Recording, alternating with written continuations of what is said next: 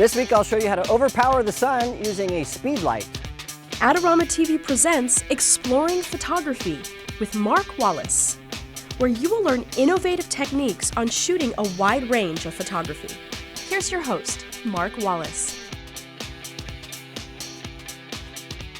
Hi everybody, welcome to another episode of Exploring Photography. I'm Mark Wallace. Well, a lot of people have asked me how they can overpower the sun with a flash, specifically if you're in an environment just like I am right now, nasty sun coming in from the side. It's just not a good place to be. So what they want to do is have this flash that's so bright, it overpowers the sun. Well, that's sort of a misnomer. You can't really overpower the sun, but what you can do is you can underexpose the ambient light, and then in bright light like this, well, we're going to use a special feature on our speed light called high speed sync.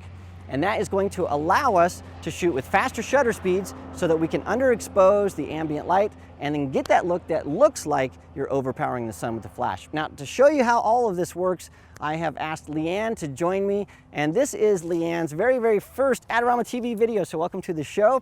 We're going to set some things up, and we're going to first show you how to underexpose the ambient light, and then we're going to show you how to use high-speed sync to really get that look that you're looking for. So we'll do that next. All right, so we've set up a few things here. Now let me talk about the gear that I'm using to do this. I have my Canon 1DS Mark II, my trusty standard, with a 70 to 200 millimeter lens. And I'm going to shoot first without a flash, but when I do use the flash, what I'm using is a Canon 580 EX2 that's back there, and I'm triggering my flash with a Flex by Pocket Wizard. So I've got two Flex TT5, one's a transmitter on my camera, one's the receiver. They're both transceivers technically, and that allows me to control my flash wirelessly.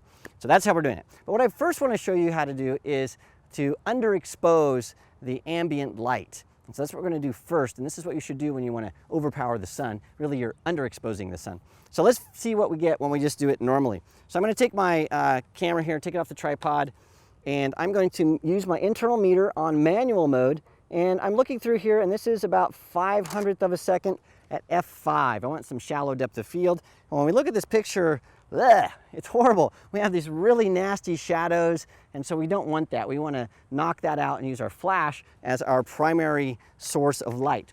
Now, one of the problems that you're going to have when you're using a speed light or a studio strobe is there is this bumper where this shutter can only go so fast. That's known as sync speed. And normally that's around 250th of a second, somewhere around there. If you don't know what sync speed is, I did a great video on it, and episode is 17 of Digital Photography 101. So check that out. You can go to the Adorama Learning Center and read all about it. But if you don't know what sync speed is, read about that. But what we need to do is we need to get past sync speed. We need to be able to shoot at much higher shutter speeds so that we can underexpose the ambient light. Let me give you an example. So what I want to do is I want to make everything dark. So all I have to do is, I'm going to raise this up, is increase my shutter speed. So I'm going to leave my aperture at f5 so I have shallow depth of field. I'm going to increase my shutter speed. I'm going to keep going all the way up to about 2,000th of a second. And that shows me in my internal meter that I'm underexposed by 2 stops. So really dark. Let me just take a picture. So Leanne, look right at me. Beautiful. So I take a picture there and I look, and yeah, everything is really dark, underexposed. And so basically we've overpowered the sun by underexposing the sun. That's how you do it. The next thing we need to do though is turn on the flash. Now for our flash to work at 2,000th of a second, we have to turn on high speed sync. Now unfortunately, you do that a number of different ways depending on your flash, the camera model you have, the brand of the camera. So if you have a flash and you don't know how to turn on high speed sync, here are some tips.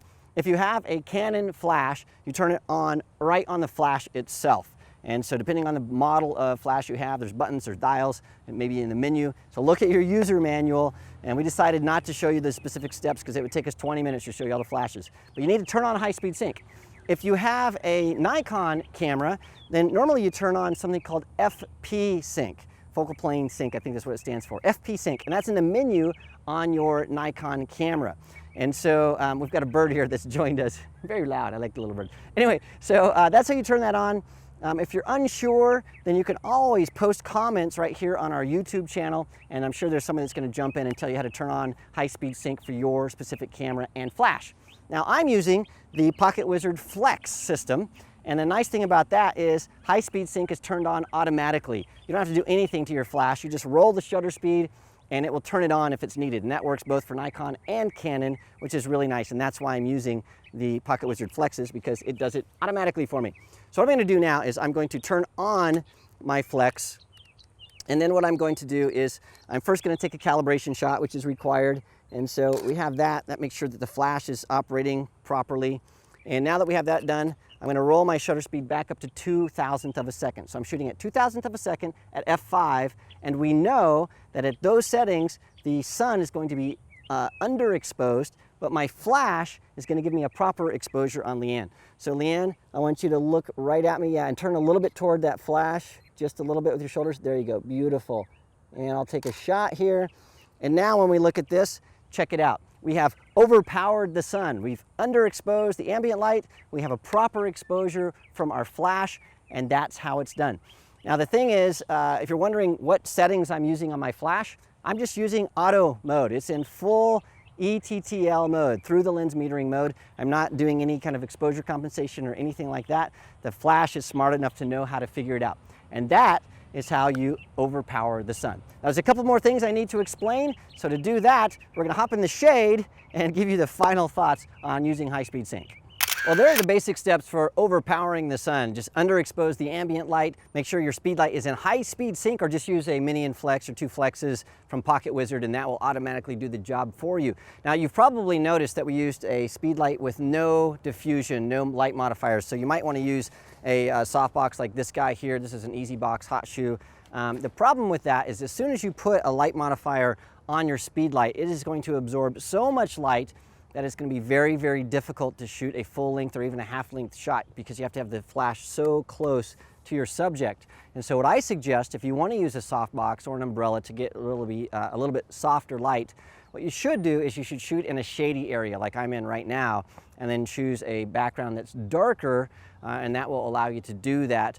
Or you really need to shoot at a different time of the day. So the technique I just showed you with high-speed sync is sort of a last-ditch effort. If you just absolutely have to make it look like you're overpowering the sun, you can do that. But I recommend that you find better light, modify that light, and get better looking light than the light that we just showed you, because it's just a little bit too harsh for our needs. The other thing I did that I didn't mention is I actually took the flash and I put it up like this, and then I twisted it, and then I was able to put it down, and that allowed us to have a flash that was vertical, and that allowed us to make sure that we illuminated all of Leanne's body. So if I had it normally, it would be horizontal, and then we would have a band of light. And so we've also done some videos previously about orienting your flash, and so that's why this looked a little bit wacky, because I did that to make sure that we had good light on Leanne. Speaking of Leanne, let's say thank you to her. She was a great help today, so thanks a lot. I'm sure we're going to see a lot more videos to come, and I want to thank you for watching. Remember, if you have questions about photography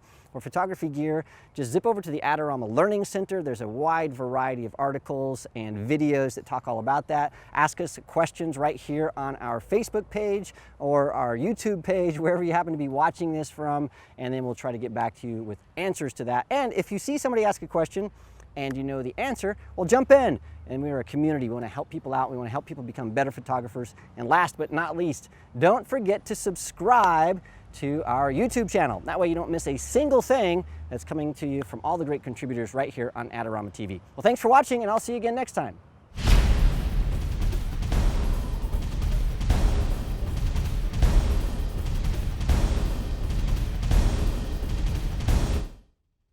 It meters at about 500th of a second at 5.0. And so when I look at this picture, wow, it's really nasty. Those, am I pointing to that? Sorry. Is that right? I'm gonna take this bush out of the back here.